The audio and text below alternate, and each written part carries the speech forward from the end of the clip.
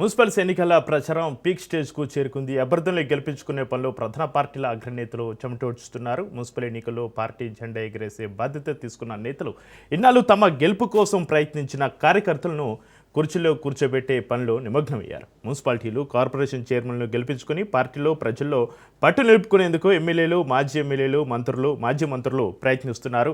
ముఖ్యమంత్రి రేవంత్ రెడ్డి జిల్లాల పర్యటనలో బీజేపీ, బీఆర్ఎస్ పైన రెచ్చిపోతున్నారు. ఇక సీఎం రేవంత్ పైన కేటీఆర్, హరీష్ ఫైర్ అవుతున్నారు. కాంగ్రెస్, బీఆర్ఎస్ రెండు ఒకటేనని బీజేపీ ఒకవైపు మండిపడుతోంది. అభ్యర్థులు, పార్టీలు సెకండ్ ఒపీనియన్ లీడర్స్ తోటి, ఇతర వర్గాలతోటి గ్రౌండ్ లెవెల్లో సర్వేలు చేయించుకుంటున్నాయి. 11వ తేదీన ఎన్నికలు ఉండడంతో అభ్యర్థుల అగ్రనేతలు క్షణక్షణం వ్యూహాలు అమలు చేయడంలో నిమగ్నమయ్యారు.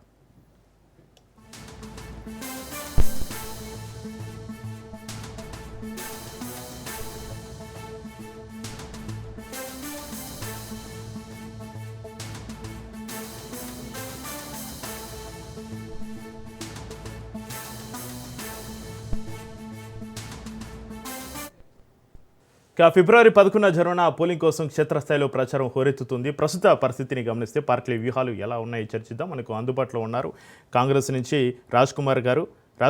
నమస్కారం అండి. అదేవిధంగా బీఆర్ఎస్ నుంచి గౌతమ్ ప్రసాద్ గారు మనకు అందుబాటులో ఉన్నారు. గౌతమ్ ప్రసాద్ గారు నమస్కారం అండి. నమస్కారం చక్రి గారు. రాజ్ కుమార్ గారు, అసెంబ్లీ ఎన్నికల్లో ఇచ్చిన 6 గ్యారెంటీలు పట్టణ ప్రాంతాలు ఎంతవరకు అమలయ్యాయి? మున్సిపల్ ఎన్నికల్లో ఓట్లు అడిగే ముందు వీటిపైన శ్వేతపత్రం విడుదల చేయగలరా? ఎన్నికల్లో మీరు ఎలాంటి ధీమా వ్యక్తం చేస్తున్నారు రాజ్ కుమార్ గారు? తప్పకుండా అండి. ముందుగా రాజ్ న్యూస్ తెలుగు ప్రేక్షకులందరికీ నమస్కారం. ఏదైతే కాంగ్రెస్ పార్టీ ప్రజలకు 6 గ్యారంటీలు ఇచ్చిందో వాటిని అమలు చేసే దిశగానే ప్రభుత్వం ముందుకెళ్తుంది. ఎందుకనంటే గతంలో 2023 డిసెంబర్ 7వ తారీఖున ముఖ్యమంత్రి రేవంత్ రెడ్డి గారు ప్రమాణ స్వీకారం చేసినప్పటి నుండి ఉచిత బస్సు కావచ్చు, ఏదైతే ఆరోగ్యశ్రీ 10 లక్షల పెంపు కావచ్చు, అదేవిధంగా మహాలక్ష్మి పథకం కింద, గృహజ్యోతి పథకం కింద ఇవి ఏదైతే మనకు మహిళలకు 500 గ్యాస్ సిలిండర్ కానీ, 200 యూనిట్ల ఉచిత విద్యుత్ కానీ, ఈ విధంగా రుణమాఫీ కానీ అన్నీ అమలు చేసే దిశగానే ఈరోజు ప్రభుత్వం ముందడుగేస్తుంది. దాని ఫలితంగానే తెలంగాణ రాష్ట్రంలో మొన్న జరిగిన ఉప ఎన్నిక కావచ్చు, అదేవిధంగా పంచాయతీ ఎలక్షన్స్ కావచ్చు, ప్రస్తుతం జరుగుతున్న మున్సిపల్ ఎలక్షన్లో దాని ప్రతిఫలమే ఈరోజు కాంగ్రెస్ పార్టీ చూస్తుంది కూడా.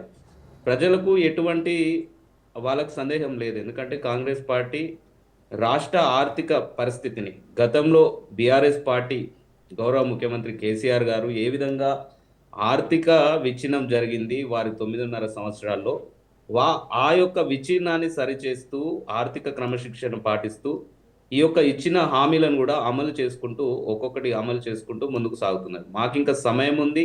ఎందుకంటే తెలంగాణ రాష్ట్రం ఆర్థికంగా ఈరోజు చిన్నబోయి ఉన్నది కాబట్టి వాటి అన్నిటిని కూడా సరి చేస్తూ ముందుకు పోతున్నది. ప్రజల్లో కూడా విశ్వాసం ఉంది. రైట్. గౌతమ్ ప్రసాద్ గారు, 10 ఏళ్ళు అధికారంలో ఉన్నప్పుడు పట్టణంలో మురుగునీటి సమస్య, అటు ట్రాఫిక్ సమస్యను ఎందుకు పరిష్కరించలేకపోయారు అంటూ ప్రజలు అడుగుతున్నటువంటి పరిస్థితి. ఇప్పుడు మళ్ళీ అవకాశం ఇస్తే ఏం చేస్తారు?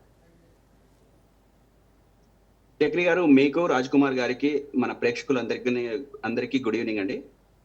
చక్రి గారు, 10 ఏళ్ల కాలంలో బీఆర్ఎస్ పరిపాలన ఏ విధంగా ఉందో ప్రజలందరికీ తెలుసు. అదేవిధంగా ఈ 2.5 సంవత్సరాల నుంచి ఈ కాంగ్రెస్ పార్టీ ఏ హామీలు ఇచ్చి అధికారంలోకి వచ్చిందో కూడా ఈరోజు ప్రజలు చాలా స్పష్టంగా మాట్లాడుకుంటున్న పరిస్థితి ఉంది.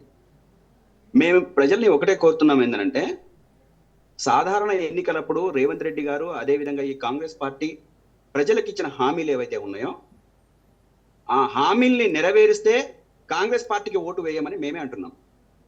హామీలు నెరవేర్చకపోతే బీఆర్ఎస్ పార్టీకి వేయమని చెప్పేసి మేము అంటున్నాం. బీఆర్ఎస్ పార్టీ ఆ రోజు షాదీ ముబారక్ ద్వారా కావచ్చు, కళ్యాణ లక్ష్మి ద్వారా కావచ్చు, ₹1,00,000 ఇచ్చింది బీఆర్ఎస్. 1,00,000తో పాటు తులం బంగారం ఇస్తానన్నది కాంగ్రెస్ పార్టీ. 1,00,000 వస్తే ఓటు మాకేయమంటున్నాము, 1,00,000తో పాటు తులం బంగారం వాళ్ళకు వస్తే కాంగ్రెస్ పార్టీకి వేయమంటున్నాం. ఫ్రీగా కరెంటు ఆ రోజు మేము ఇచ్చిన బీసీలకు కావచ్చు, ఎస్సీలకు కావచ్చు ఇచ్చిన కరెంటు మేము ఉచితంగా ఇచ్చినాము అని అనుకుంటే మాకేయమంటున్నాము. వాళ్ళు ఇప్పుడు ఇస్తే కనుక వాళ్ళకే ఏమని చెప్పేసి అంటున్నాము. రెండోది 2,500 రూపాయలు ప్రతి మహిళకి ఇస్తానని చెప్పేసి మాట వాళ్ళు ఇచ్చింది కదా.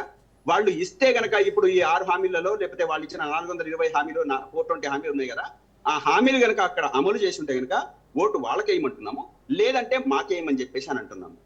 అదే విధంగా అది రైతు రుణమాఫీ కావచ్చు, పట్టణాల్లో మురుగు సమస్య కావచ్చు, లేకపోతే మా వైకుంఠ ధామాలు కట్టించింది కావచ్చు, ఏ సమస్య తీసుకున్నా 10 సంవత్సరాల కాలంలో బీఆర్ఎస్ చేసిన అభివృద్ధి కార్యక్రమాలే ఉన్నాయి. కానీ వీళ్ళు వచ్చిన 2 సంవత్సరాల నుంచి ఏ ఒక్క పని కూడా వీళ్ళు చెయ్యలేదు, చెయ్యడానికి వీళ్ళు సాహసించలేదు. వీళ్ళు క్లియర్ గా చెప్తున్నారండి, ఎలక్షన్ లో గెలిచిన తర్వాత మరుసటి రోజు నుంచి డబ్బులు లేవు అని చెప్పేసి మాట్లాడుతున్నప్పుడు వాళ్ళు ఏ అభివృద్ధి కార్యక్రమాలు చేసిందని చెప్పేసి వాళ్ళకి ఓటేయాలి కాంగ్రెస్ పార్టీకి. ఆ రోజు కొత్తగా ఇందాక రాజ్ కుమార్ గారు మాట్లాడుతూ వీళ్ళు అప్పుల్లో పెట్టిపోయినారు, అసలు డబ్బులే లేవని చెప్పేసి మాట్లాడినండి.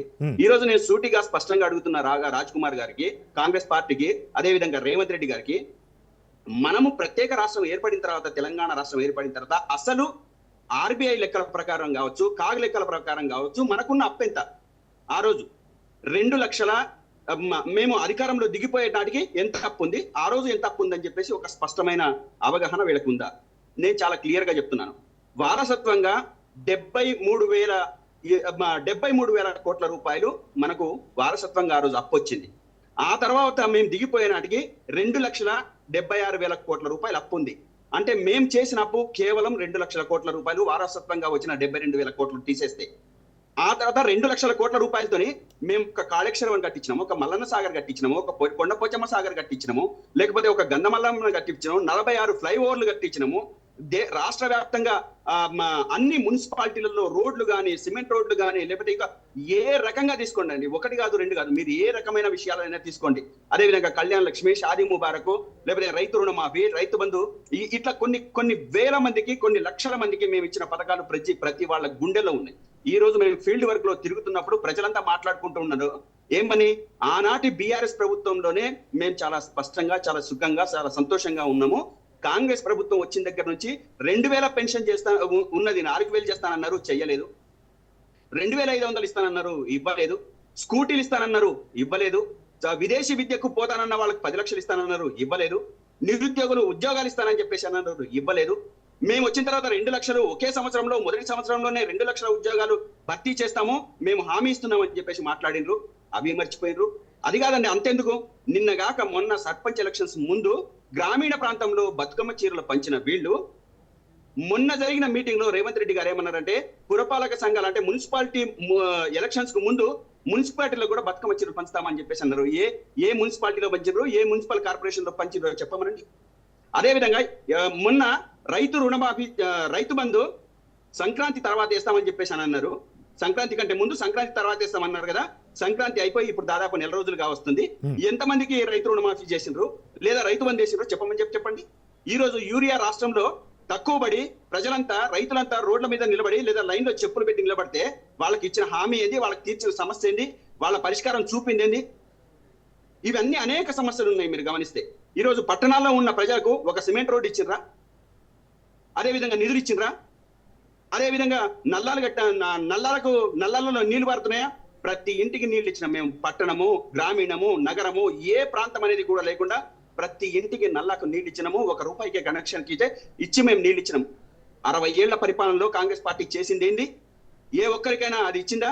వీళ్ళ నోట్లతోని అదే మురికి మాటలు మాట్లాడుతున్న రేవంత్ రెడ్డి గారు కంపు నోరుతో తీసుకొని హార్వర్డ్ లో మొన్న వారం రోజులు చదువుకొని వచ్చినా చెప్పేసి ఒక్క మాట మంచి మాట మాట్లాడినా, బయటకు వచ్చిన తర్వాత ఒక్క విద్యార్థిగా వచ్చి, చదువుకున్నోడిగా వచ్చి, ఒక్క మీటింగ్ లోనన్నా ఈ తెలంగాణ ప్రజలకు కావాల్సింది ఏంది, ఈ తెలంగాణ రాష్ట్రంలో ఇప్పుడు పురపాలక సంఘ ఎన్నికలు జరుగుతున్నాయి, ఈ ఎన్నికల్లో మనం ఏం హామీలు ఇవ్వాలి, వాళ్ళ బాగోగులు ఏంటి, వాళ్ళ అభివృద్ధి ఏంది, వాళ్ళ మంచి చెడులు ఏంటి అనేది ఏమన్నా మాట్లాడిందా? ఆ మురికి నోరేసుకొని, మురికి కంపు నోరేసుకొని, ఒక డబ్బా నోరేసుకొని ఇష్టం వచ్చినట్లు ప్రతిపక్ష నాయకుల మీద మాట్లాడడానికి ఆయన వేదికలు ఎక్కుతుంది. పనికిరాని మాటలు మాట్లాడొద్దు చక్రి గారు. నేనేమంటున్నానంటే, నిజంగా వాళ్లకు ప్రజల పట్ల అభిమానం ఉంటే, ప్రజల పట్ల ప్రేమ ఉంటే, ప్రజల పట్ల అంకిత భావమే ఉంటే, ప్రజల పట్ల నిబద్ధతనే ఉంటే, వాళ్ళు ప్రజల కోసం ఏం చేసిందో చెప్పాలి. ఆ దాని బేస్తో ఈ రోజు వాళ్ళకు ఓట్లు అడగమనండి, ప్రజల దగ్గరికి రమ్మనండి. మేము అదే బేస్తో పోతున్నాం, వేరే విషయాలు మాట్లాడట్లేదు. కేవలం మేము గత 10 సంవత్సరాల్లో చేసిన అభివృద్ధి గురించి చెప్పి ప్రజలకు ఓట్లు అడుగుతున్నాము. వాళ్ళ సంక్షేమాన్ని అమలు ఏవైతే చేసినామో అవి చెప్పి ఓట్లు అడుగుతున్నాము. మేము వాళ్ళలాగా కంపు నోరేసుకొని మురికి నోరు ఆ నోట్లో మూసినది పారుతున్న మాటలు మాట్లాడుతూ మేము ఓట్లు అడగట్లేదండి. మేము నిజాయితీగా అడుగుతున్నాం, నిక్కచ్చిగా అడుగుతాం, మేము చేసిన అభివృద్ధి చూపి అడుగుతున్నాం, అంతే తప్ప మేము మభ్య పెట్టట్లేదు. వాళ్ళలాగా ప్రతి మీటింగ్ ఈ రోజు మున్సిపల్ ఎలక్షన్స్ రాగానే ముఖ్యమంత్రి గారు వేదిక ఎక్కిచ్చేసి ఒక 10 గ్రామాలు లేకపోతే 10 మున్సిపాలిటీలు ఒక్క దగ్గర చేసేసి వేల మంది దగ్గరికి తీసుకొచ్చి వాళ్ళకి చెప్తున్నది ఏంటి, వాళ్ళతో మాట్లాడుతుంది ఏంటి? వాళ్లకు మున్సిపాలిటీలో రేపు మున్సిపల్ ఎలక్షన్ అయిపోయిన తర్వాత వాళ్ళ వార్డు కౌన్సిలర్లో లేకపోతే కార్పొరేషన్ మెంబర్లలో ఏం అభివృద్ధి చేస్తారో, వాళ్ళ ప్రభుత్వం నుంచి ఎన్ని నిధులు ఇస్తారో మాట్లాడారా? కానీ ఏ ఒక్క మీటింగ్ లో మాట్లాడుతున్నాడు? అది మాట్లాడకుండా వేరే విషయాలని మాట్లాడుతున్నారు. ఇవన్నీ పక్కన పెడితే చక్రి గారు, మేమంటున్నాం ఏంటంటే రాష్ట్ర వ్యాప్తంగా ఉన్న మున్సిపాలిటీలో దాదాపు 2983 మున్సిపాలిటీ వార్డులలో మేము మెజార్టీ వార్డులో గెలవబోతున్నాము. 7 కార్పొరేషన్లలో 414 కార్పొరేట్లలో మేము మెజార్టీ కార్పొరేషన్లు గెలుపొందబోతున్నాము. మేము నిక్కచ్చిగా ప్రజల దగ్గర అన్ని విషయాలు చెప్పి మేము ఓట్లు అడుగుతున్నాము. వాళ్లకు కూడా అదే నిక్కచ్చితోని ఆ కంపు మాటలు పక్కన పెట్టేసి ప్రజలకు ఏం చేస్తారో అని చెప్పేసి మాట్లాడి వాళ్ళకు ఓటు అడగాలండి. అప్పుడు ప్రజలు ఎటువంటి తీర్పు ఇస్తారో దానికోసం నిలబడాలని చెప్పేసి నేనైతే డిమాండ్ చేస్తున్నాను. ఓకే, రాజ్ కుమార్ గారు మీరు చెప్పండి, గత అసెంబ్లీలో ఇచ్చిన హామీలను అమలు పరుస్తే తప్పనిసరిగా కాంగ్రెస్కే ఓటేయండి లేదంటే బీఆర్ఎస్కి ఓటేయండి అంటూ బీఆర్ఎస్ నాయకులు చెప్తున్నటువంటి పరిస్థితి. అంటే వారి అభిప్రాయం మీరు ఏ ఒక్క పని కూడా చేయలేదని వారి అభిప్రాయం. గత 2 ఏళ్లుగా మున్సిపాలిటీలకు రావాల్సిన నిధులు సక్రమంగా విడుదల కాడలేదని కూడా విపక్షాలు మరోవైపు ఆరోపిస్తున్నాయి. మీరేం చెప్తారు రాజ్ కుమార్ గారు? సార్, ఒకటే, ఎన్నిక ఏదైనా కూడా గెలుపోటములను ప్రామాణికంగా తీసుకుంటాం. ఈరోజు ప్రజలు అనే వాళ్ళు, మనం రాజకీయ నాయకులు ఎన్ని మాట్లాడుకున్నా కూడా ప్రజలు ఏ పార్టీ ఏం చేసింది, ఏ నాయకుడు ఏం చేసింది అనేది దృష్టిలో పెట్టుకునే ఓటు అనేది ఇస్తారు, స్పష్టమైన తీర్పు ఇస్తారు. అది ప్రజాస్వామ్యంలో ఆనవాయితీగా జరుగుతుంది. 9.5 సంవత్సరాలు బీఆర్ఎస్ పార్టీ నాయకులు ఏం చేసినారు అనేది BRS party working president KTR గారు మొన్న ఏదైతే సిరిసిల్ల పర్యటనకి వెళ్ళినప్పుడు అక్కడ ప్రజలు నిలదీశారు, మాకు రోడ్లు సరిగ్గా లేవు, డ్రైనేజీలు సరిగ్గా లేవు అనేది నిలదీసింది మనందరం చూసింది. అది 9.5 సంవత్సరాలు బీఆర్ఎస్ పార్టీ నాయకులు ఏం చేసినారు అనేది స్పష్టంగా బీఆర్ఎస్ పార్టీ వర్కింగ్ ప్రెసిడెంట్ ఆనాడు మంత్రిగా ఉన్న కేటీఆర్ గారికి ఎదురైన ఆ యొక్క నిరసననే వాళ్ళ యొక్క పాలనకు నిదర్శనంగా మేము చెప్తాం. మేమేందనంటే ఈరోజు సరే వారు అన్నట్టు ప్రతి నియోజకవర్గానికి 125 కోట్లతోటి యంగ్ ఇండియా రెసిడెన్షియల్ స్కూల్స్ కడుతున్నాం ఈరోజు. అది వాటికి ఇప్పుడు ప్రారంభమైనాయి. అదేవిధంగా ప్రతి పథకం ఈరోజు పేద ఇంటికి చేరింది. దాని ప్రామాణికంగానే ఓట్లు అడుగుతాం. ఇక ప్రతి నియోజకవర్గం 119 నియోజకవర్గాల్లో ప్రతి ఎమ్మెల్యే గారికి కూడా ఈరోజు నిధులు వస్తున్నాయి, డ్రైనేజీస్ జరుగుతున్నాయి, సీసీ రోడ్స్ పడుతున్నాయి, అన్ని చేస్తున్నారు. అదేవిధంగా ప్రతి ఆడపిల్లకి ఈరోజు ఉచితంగా బస్సు వస్తుంది. ప్రతి ఆడపిల్లకి ఈరోజు ఆడపిల్ల పేరు మీదనే 200 యూనిట్ల కరెంటు, ఉచిత కరెంటు కావచ్చు, 500 ఉచిత సిలిండర్ కావచ్చు. ఈరోజు ఇందిరమ్మ ఇల్లు, గతంలో డబుల్ బెడ్రూమ్లు ఇస్తా అని చెప్పేసి ఎక్కడ కూడా కట్టలేదు, కానీ ఈరోజు ఇందిరమ్మ కాలనీలు కడుతున్నారు. ఇలా పథకాలు ప్రతి ఒక్కటి కూడా పేదలు వాళ్ళు తీసుకుంటున్నారు. ఉచిత రేషన్, అదే రైతులకు రుణమాఫీ, సన్నాలకు ఈరోజు బోనస్, ఈ విధంగా చెప్పుకుంటా ఉంటే ప్రజల చేతికి ఈరోజు పథకాలు చూస్తున్నారండి. ఈరోజు గౌతమన్న చెప్పినట్టు మేము కూడా ప్రతిపక్ష నాయకులను ఈరోజు ఏ విధంగా మేము మాట్లాడట్లేదు, కానీ ప్రజలు అన్న చెప్పినట్టు మా రైట్. ఓకే, గౌతమ్ గారు మీరు చెప్పండి, మీ పార్టీ నుంచి కీలక నేతలు ఎమ్మెల్యేలు కాంగ్రెస్లోకి వెళ్తున్నారు, అభ్యర్థులే కరువైన స్థితిలో మీరు మున్సిపాలిటీలపైన పట్టు సాధిస్తామని ఎలా చెప్పగలరు? ఎలాంటి ధీమా వ్యక్తం చేస్తున్నారు? చక్రి గారు, పార్టీ నుంచి ఒకరిద్దరు పనికిరానోళ్ళు పోయినంత మాత్రాన అది మొత్తం పార్టీకి ఆపాదించడం కరెక్ట్ కాదు సార్. నేనేమంటున్నానంటే కొద్ది మంది వ్యక్తిగత లాభాల కోసం, వ్యక్తిగత ప్రయోజనాల కోసం పార్టీలు మారుతారు, పోతారు, ఉంటారు. కానీ ఇక్కడ శాశ్వతంగా ఉండేది కేసీఆర్ గారు, బీఆర్ఎస్ పార్టీ, హరీష్ రావు గారు, కేటీఆర్ గారు. మేము పార్టీ సిద్ధాంతాలకు తగ్గట్టుగా బీఆర్ఎస్ పార్టీ గత 10 ఏళ్లుగా ఏం చేసిందనే బేస్ గా గత దాదాపు 20 సంవత్సరాలుగా ఈ తెలంగాణ కోసం ఏం చేసింది, ఎట్లా నిలబడింది, ఎట్లా కొట్లాడింది, ఎట్లా రాజీనామాలు చేసింది, ప్రాణ త్యాగాలకు ఎట్లా ఒడిగట్టింది, అదే తృణప్రాయంగా ప్రాణాలు విడిచిపెట్టడానికి కూడా ఎట్లా సిద్ధమైంది, వీటి బేస్తోనే మేము మాట్లాడతాము. కొద్దిమంది వ్యక్తిగత ప్రయోజనాలు, రాజకీయ లబ్ధిల కోసం పోతే వాటి గురించి మేము పట్టించుకోము. మేము ఈ రోజు ప్రజల మధ్య ఉన్నాము, ప్రజల మధ్య నిలబడతాము, ప్రజల మనుషుల్ని గెలుచుకుంటాము. ప్రజల మనుషుల్నే కాదు, వాళ్ళ మనుషుల్ని కూడా గెలుచుకొని రేపు కార్పొరేషన్లో అత్యధిక మేము గెలుస్తాము, మున్సిపాలిటీలో గెలవబోతున్నాము. అదేవిధంగా మేము నిన్నటిదాకా చేసిన మంచి పనులు ఏవైతే ఉన్నాయో ఆ మంచి పనుల్ని మేము వచ్చిన తర్వాత మళ్ళా మేము కొనసాగిస్తాము. అదేవిధంగా కేసీఆర్ గారు రేపు ఇంకా మంచి మంచి పథకాలతోని మేము అధికారం వచ్చిన తర్వాత తప్పనిసరిగా ప్రజల్ని కడుపులో పెట్టుకొని చూస్తాము. వాళ్ళ కళ్ళల్లో కన్నీళ్ళు వస్తే మా కళ్ళ నుంచి కళ్ళల్లో నీళ్ళు వచ్చినట్టే అని చెప్పి భావిస్తాము. అది కేసీఆర్ గారు ఎప్పుడూ మాకు చెప్పే ఒక పాఠము. ఆ రకంగానే మేము ఈ తెలంగాణ ప్రాంతంలో ఉన్న ప్రజలందరినీ కడుపులో పెట్టి చూసుకొని అదే విధంగా వాళ్లకు అన్ని రకాలుగా మంచి చూసుకోవడానికి మేము సిద్ధంగా ఉన్నాము. ఈ కార్పొరేషన్ ఎన్నికలలో ఖచ్చితంగా కర్రుగాల్చి వాత పెడతారు. చావు తప్పి కన్ను లొట్టుపోయింది మొన్న సర్పంచ్ ఎలక్షన్స్ లో కాంగ్రెస్ ది. ఇప్పుడు ఖచ్చితంగా మళ్ళీ కర్రుగాల్చి వాత పెట్టడానికి ప్రజలు సిద్ధంగా ఉన్నారు. ఈ రోజు కాంగ్రెస్ పార్టీ వాళ్ళు వీధుల్లోకి వస్తే తరిమి కొట్టడానికి వాళ్ళు సిద్ధమవుతున్నారు. వాళ్ళ దగ్గర డబ్బు ఉండి వాళ్ళతో డబ్బులతో కొనుక్కొని కొద్దిమంది ఏదైనా ఓట్లు వేయించుకోవడానికి ప్రయత్నం చేస్తే చేసుకోవచ్చు. మొన్న జూబ్లీ హిల్స్ లో మీరు కళ్ళారా చూసారు. మేము వాళ్ళు దొంగ ఓట్లు వేస్తుంటే మేము పట్టించినాం, డబ్బులు పెద్ద నాయకులతో సహా పంచుతుంటే పట్టించినాము. వీటన్ని ఆధారాలు పెట్టుకొని మేము ఈ రోజు ఈసీకి కంప్లైంట్ చేసినాము. అదేవిధంగా హైకోర్టులో పిటిషన్ వేసినాము సునీత గారి నాయకత్వంలో. ఈ కార్పొరేషన్ ఎలక్షన్ లో కావచ్చు, మున్సిపల్ ఎలక్షన్ లో కావచ్చు, ఎటువంటి దుమ్మి చేసినా, లంగ పనులు చేసినా, దొంగ పనులు చేసినా, ప్రజల్ని భయపెట్టే ప్రయత్నాలు చేసినా గానీ మేము నిక్కచ్చిగా ప్రజల వైపునే ఉంటాము. కాంగ్రెస్ పార్టీని ఎండగట్టి రేపు ప్రజల ముందు నిలబెడతాము. అదేవిధంగా కోర్టుల ముందు నిలబెడతాము. అత్యధిక మెజార్టీతో అన్ని మున్సిపాలిటీలు కావచ్చు, అన్ని కార్పొరేషన్లు కావచ్చు మేము గెలవబోతున్నాం. చక్రి గారు రైట్. రాజ్ కుమార్ గారు మళ్ళీ అందుబాటులోకి వచ్చారు. రాజ్ కుమార్ గారు ప్లీజ్ కంటిన్యూ.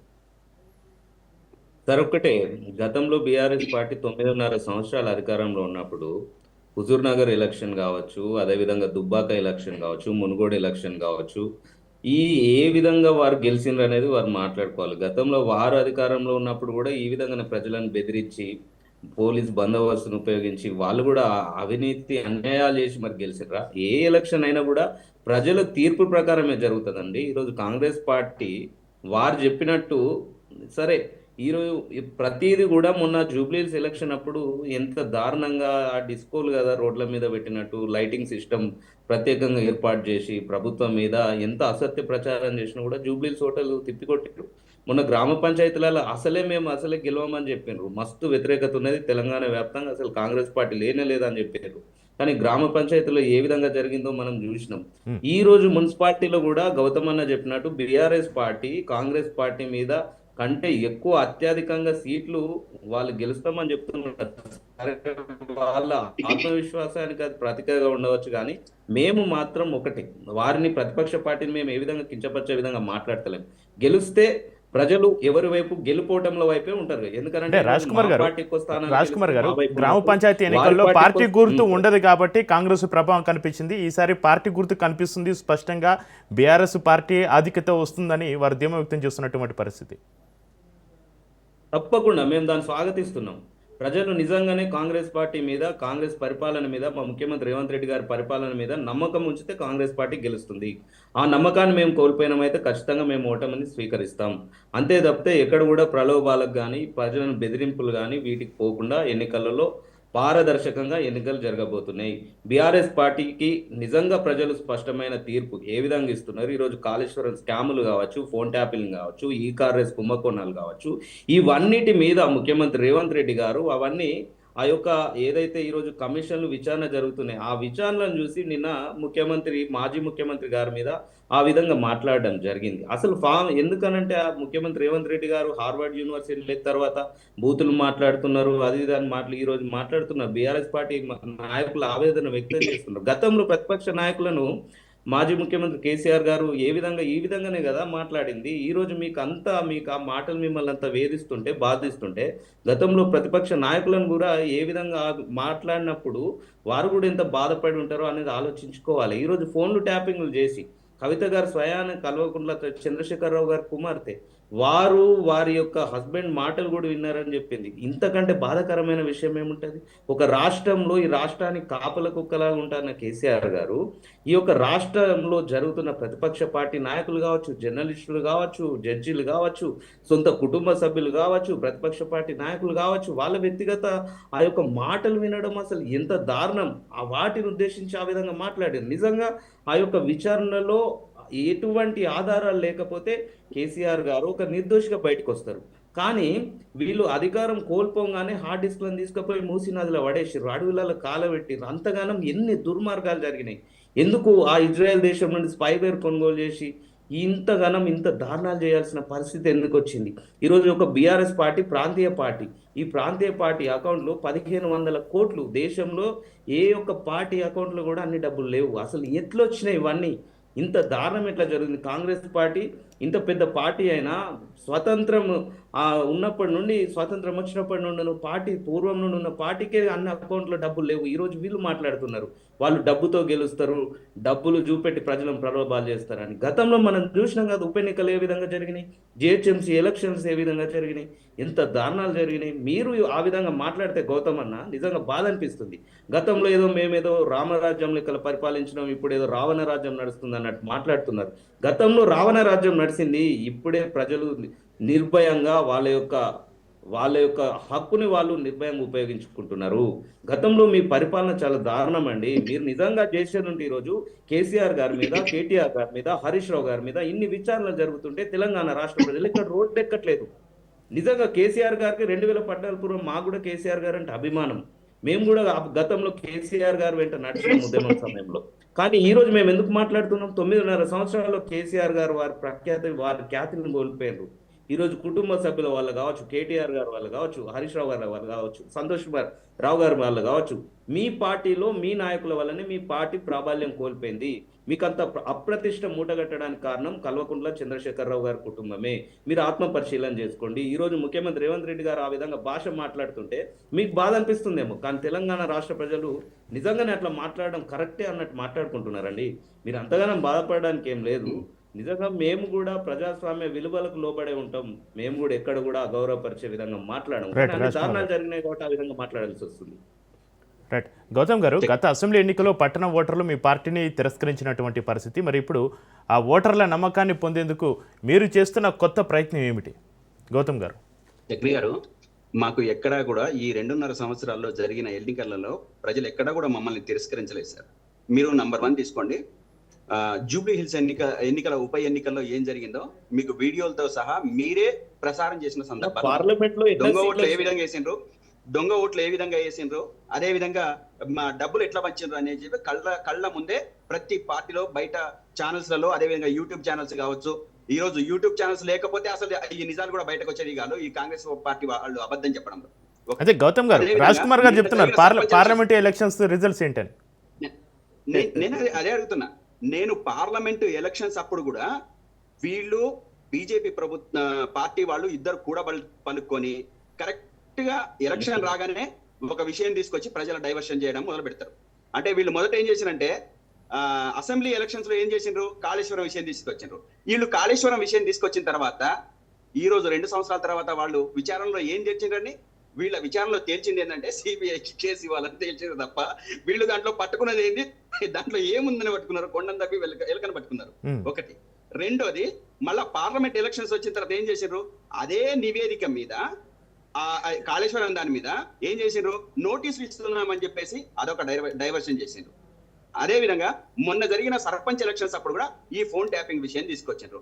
ఇప్పుడు ఆ రకంగా డైవర్ట్ చేసిండ్రు. ఇప్పుడు కూడా మళ్ళీ మొన్న జరిగిన దాంట్లో మళ్ళీ ఫోన్ ట్యాపింగ్ తీసుకొచ్చిండ్రు.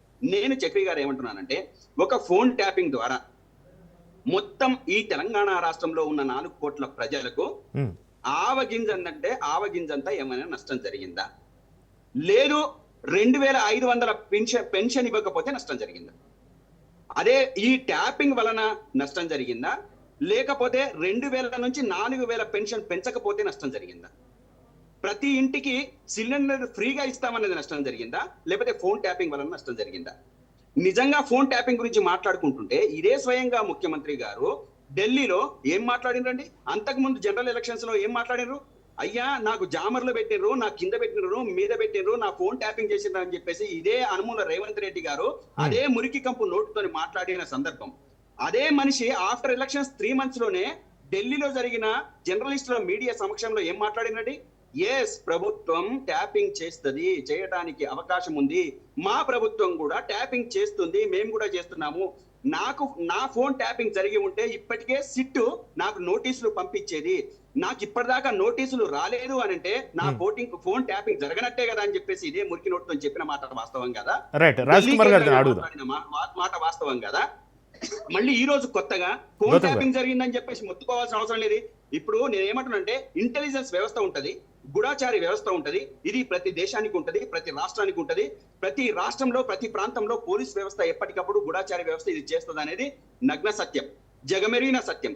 ఈ Right. సత్యాన్ని పట్టుకొని దాన్ని చిలవల పొలవలు చేసి ఇష్టం వచ్చినట్టు మాట్లాడి ఇష్టం వచ్చినట్టు బురద జల్లితే Right, గౌతమ్ గారు. ఎవరు దాన్ని బేర్ చేయడానికి సిద్ధంగా లేరు చక్రి గారు. Right. రేపు రాబోయే ఇవన్నీ Right, పచ్చి మాట్లాడు. మాటలు, పచ్చి మోసపు మాటలు, ఈ అబద్ధాలను ప్రజలు నమ్మే దాంట్లో లేరు. Right, రాజ్ కుమార్ గారు. రాబోయే రోజుల్లో మేము అన్ని రకాలుగా ముందుంటామని చెప్పి గౌతమన్న చెప్పొచ్చు. గౌతమన్న మీరు బాగా మాట్లాడతారు. నిజంగా బీఆర్ఎస్ పార్టీ నాయకులు కూడా చాలా మంది ఫోన్ ట్యాపింగ్ అసలు తప్పే లేదన్నట్టు మాట్లాడుతున్నారు. అంటే మీరు 100% ఫోన్ ట్యాపింగ్ జరిగిందని ఒప్పుకుంటున్నారు. అన్న నిజంగానే రాజ్కుమార్, ఫోన్ మీ ట్యాపింగ్ ప్రభుత్వం చేస్తుందా లేదా చెప్పు. ఇప్పుడు అదే, మీ అదే, ప్రభుత్వం, అదే మీ అన్న. ముఖ్యమంత్రి గారే చెప్పారు చేస్తుందా చేయట్లేదా. చేస్తున్నారు కదా, మరి ఇంకా దాని మీద చర్చ ఏంది చెప్పండి. ఒకటి చెప్పాలా, ఒకటి చెప్తాను. దాని మీద ఏ చర్చ ఏంది చెప్పండి. రాష్ట్రంలో అయినా సరే అన్న, ఏ రాష్ట్రంలో అయినా దేశంలో అయినా ఫోన్ ట్యాపింగ్లు ఎందుకు చేస్తారనంటే ఆ రాష్ట్రాల్లో ఎవరైనా అసాంఘిక శక్తులు, ఉగ్రవాద శక్తులు కావచ్చు, ఏదైనా కూడా రాష్ట్రానికి కానీ దేశానికి కానీ నష్టం చేసే కార్యక్రమాలు ఏవైనా జరిగేది ఉంటే దానికి సెంట్రల్ గవర్నమెంట్ నుండి పర్మిషన్ తీసుకొని ఆ ఫోన్ ట్యాపింగ్ చేయడానికి ఒక ప్రాసెస్ ఉంటుంది, ఒక ప్రొసీజర్ ఉంటుంది.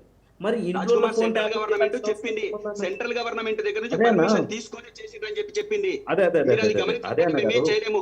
సెంట్రల్ ఓకే గవర్నమెంట్ గౌతమ్ అన్న. పర్మిషన్ తీసుకునే ఏవి సరే, మేము సరే. చేయాలో ఏది చేయకూడదో అవి బేస్ చేసుకునే మేము చెప్తాం. చేసినాం. మేము ఇంకో అడ్డగోలుగా విషయం. చేయం. మాకు కూడా Right. రాజ్యాంగం అదే అన్న. తెలుసు, మాకు కూడా పరిపాలన తెలుసు. Okay, okay. బీఆర్ఎస్ పార్టీ రాత్రికి సరే. పుట్టి పొద్దునకు మానేసింది కాదు. మాకు కూడా చట్టాలు తెలుసు, అదే విధంగా రాజ్యాంగ పరంగా ఎట్లా పరిపాలించాలో తెలుసు. ఎందుకు ఓకే. మీరు అబద్ధాలు చెప్తున్నారు? ఇగో రాజ్ కుమార్, ఇవన్నీ చర్చలొద్దు రాజ్ కుమార్. మీరు ఎందుకు, నేను ఏమంటున్నానంటే మీరు ఈ 2.5 సంవత్సరాల్లో ఈ మున్సిపాలిటీలకు ఎన్ని కోట్ల రూపాయలు ఇచ్చిందో చెప్పండి. అభివృద్ధి కోసం మీరు ఎన్ని కోట్ల రూపాయలు చెప్పండి. ఒక్కొక్క మున్సిపాలిటీకి రాష్ట్ర వ్యాప్తంగా ఉన్న మున్సిపాలిటీలలో మీరు ఎన్నిటికి ఇచ్చిండ్రు? ఇప్పుడు 7 కార్పొరేషన్లు ఉన్నాయి కదా, ఎన్ని కోట్ల నిధులు ఇచ్చిండ్రు? ఎన్ని కోట్లతో మీరు రోడ్లు వేయించారు, మోరీలు కట్టించారు, రోడ్లకు అంటే స్తంభాలు వేయించారు, లైట్లు పెట్టించారు, లేదా ప్రజలకు ఇంకా అన్ని రకాల సౌకర్యాలు తీర్చడానికి మీరు ఏం చేసిరో చెప్పండి. ఇప్పుడు మనం మున్సిపాలిటీ విషయమే మాట్లాడదాం. 1,00,000 విషయాలన్నీ పక్కన పెట్టేద్దాం, మనకు అవన్నీ వద్దు. ఇప్పుడు మనం మున్సిపల్ అంశమే మాట్లాడుతున్నాం కదా, మున్సిపల్ అంశానికే పరిమితమై మాట్లాడదాం. మీరు ఎన్ని కోట్లు ఇచ్చిరో చెప్పండి, ఒక్క మాట చెప్పండి. ఈ ప్రజలకు పట్టణ అభివృద్ధి నిధులని సంక్షేమ పథకాలకు మళ్లించారన్న ఆరోపణలు కూడా ఉన్నాయి రాజ్ కుమార్ గారు. సార్, ఏదైనా కూడా రాష్ట్రంలో గతంలో 9.5 సంవత్సరాలు గత ప్రభుత్వంలో మాజీ ముఖ్యమంత్రి గారి పరిపాలనలో కొంచెం ఆర్థిక విధ్వంసం జరిగింది. ఈ ప్రభుత్వంలో మళ్ళీ అది కూడా అదే మాట్లాడొద్దు. పంటన ఇగో మా రాజ్, అది మాట్లాడద్దు. ఆర్థిక Right, విధ్వంసం right. జరిగితే నువ్వు లెక్కలు చెప్పు, లేదా Right, thank you. Sir Chakri గారు. రైట్, థ్యాంక్ యూ గౌతమ్ గారు, థ్యాంక్ యూ రాజ్ కుమార్ గారు. ఇక ఫిబ్రవరి 11న జరగనున్న పోలింగ్ కోసం క్షేత్రస్థాయిలో ప్రచారం అయితే హోరెత్తుతుంది. ప్రస్తుత పరిస్థితిని గమనిస్తే పార్టీల వ్యూహాలు, వారి హామీలు ఈ విధంగా ఉన్నాయి. ఇది ఇవాళ స్పెషల్ డిబేట్. చూస్తూనే ఉండండి రాష్ట్ర న్యూస్.